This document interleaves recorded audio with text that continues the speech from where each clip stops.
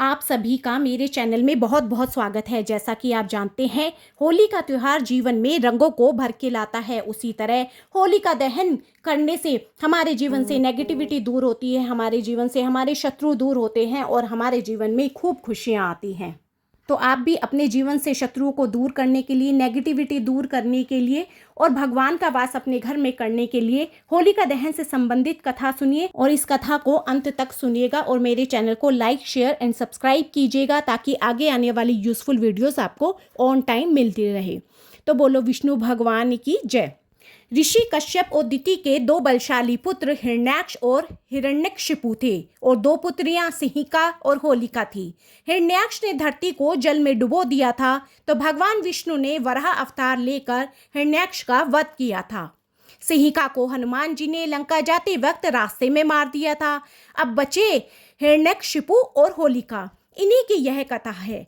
एक बार की बात है, त्रैलोक्य पर विजय प्राप्ति के लिए हिरण्यकशिपु ब्रह्मा की तपस्या में लीन थे। असुरराज हिरण्यकशिपु की तपस्या से प्रसन्न होकर ब्रह्मा जी ने उसे वर मांगने को कहा तो उसने कहा कि अमरता का वरदान चाहिए। ब्रह्मा जी ने कहा कि यह संभव नहीं, कुछ और मांगो। तो उसने कहा कि आपके बनाए किसी प्राणी, मनुष्य, पशु, देवता, दैत्य, नाग आदि किसी से मेरी मृत्यु ना हो। मैं समस्त प्राणियों पर राज्य करूं। मुझे कोई न दिन में मार सके, न रात में, न घर के अंदर मार सके, न घर के बाहर, ना किसी अस्त्र के प्रहार से, ना किसी शस्त्र के प्रहार से, ना भूमि पर, ना आकाश में, ना पाताल में, न स्वर्ग में। ब्रह्मा जी तथास्तु कहकर उस वर को देकर अंतर्ध्यान हो गए। हिरण्यकशिपु जब तपस्या में लीन था तब उसी दौरान देवों ने असुरों पर आक्रमण कर उन्हें परास्त कर दिया था और देवराज इंद्र हिरण्यकशिपु की गर्भिणी पत्नी कयाधु को बंदी बनाकर ले गए थे। परंतु बीच रास्ते में ही उनकी मुलाकात देव ऋषि नारद से हुई। नारद जी ने इंद्र को उपदेश दिया कि आप ये पाप कर रहे हैं। उपदेश सुनकर इंद्र हिरण्यकशिपु की पत्नी कयाधु को महर्षि के आश्रम में छोड़कर स्वयं देवलोक चले गए।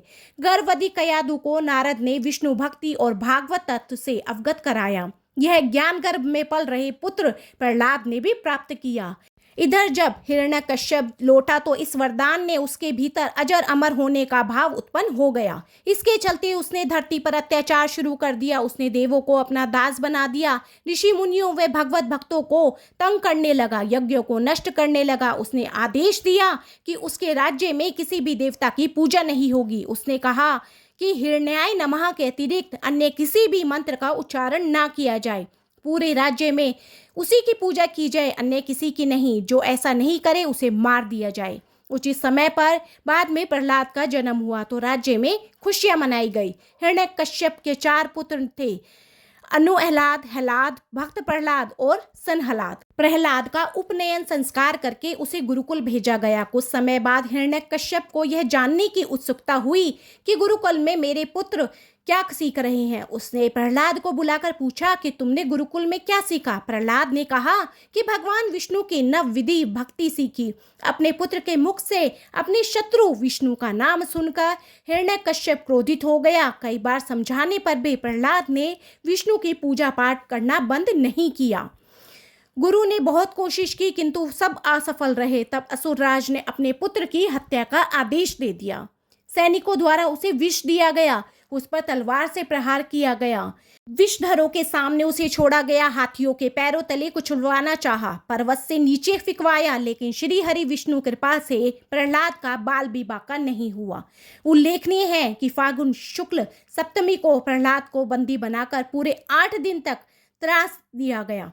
इस तरह से मारने का प्रयास किया गया। हिरण्यकश्यप को चिंता होने लगी कि अगर उसका पुत्र नहीं मरा तो लोग विष्णु की भक्ति करने लगेंगे। उसकी चिंता को देखकर उसकी बहन होलिका ने कहा कि आप चिंता ना करें भैया, मुझे ब्रह्मा से वरदान प्राप्त है कि मैं किसी भी प्रकार से अग्नि में जलकर नहीं मर सकती।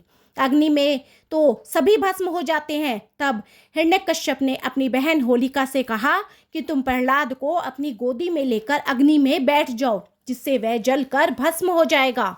होलिका को वरदान था कि उसे अग्नि तब तक कभी हानि नहीं पहुंचाएगी जब तक कि वह किसी सौधृति वाले मानव का अहित करने की ना सोचे। होलिका यह बात भूल गई थी। वह अपने भाई की बात को मानकर अपने भतीजे प्रहलाद को गोदी में लेकर अग्नि में बैठ गई। उस दिन फागुन माह की पूर्णिमा थी। प्रहलाद का अहित करने के प्रयास में होलिका तो स्वयं जलकर भस्म हो गई और प्रहलाद श्री हरि विष्णु का नाम जपते हुए अग्नि से बाहर आ गया। यह देखकर तो हिरण्यकश्यप और भी ज्यादा क्रोधित और चिंतित हो गया। इस घटना के बाद हिरण्यकश्यप ने प्रहलाद को एक खंबे से बांध दिया। फिर भरी सभा में प्रहलाद से पूछा, किसके बलबूते पर तू मेरी आज्ञा के विरुद्ध कार्य करता है? प्रहलाद ने कहा, आप अपना असुर स्वभाव छोड़ दें। सबके प्रति समता का भाव लाना ही भगवान की पूजा है। हिरण्यकश्यप ने क्रोध में कहा, तू मेरे सिवा किसी और को स्वामी नहीं बना सकता। कहाँ है तेरा जगदीश्वर? यह कहकर हिरण्यकश्यप ने खंबे में घूसा मारा। तभी खंबा भयंकर आवाज करते हुए फट गया और उसमें से एक भयंकर डरावना रूप प्रकट हुआ, जिसका सिर सिंह का और धड़ मनुष्य का था। पीली आंखें, बड़े बड़े नाखून, विकराल चेहरा और तलवार सी लपलपाती जीभ, यही नरसिंह अवतार थे। उन्होंने तेजी से हिरण्यकश्यप को पकड़ लिया और संध्या की वेला में, न दिन में न रात में, सभा की देहली पर, न बाहर न भीतर, अपनी जांघों पर रखकर, न भूमि पर न आकाश में, अपनी नखों से, न अस्त्र से न शस्त्र से उसका कलेजा फाड़ दिया। हजारों सैनिक जो प्रहार करने आए, उन्हें भगवान नरसिंह ने हजारों भुजाओं और नखरूपी शस्त्रों से खदेड़ कर मार डाला। फिर क्रोध से भरे नरसिंह भगवान सिंहासन पर जा बैठे। तब प्रहलाद ने दंडवत होकर उनकी प्रार्थना पूजा की। प्रहलाद का राज तिलक करने के बाद नरसिंह भगवान चले गए।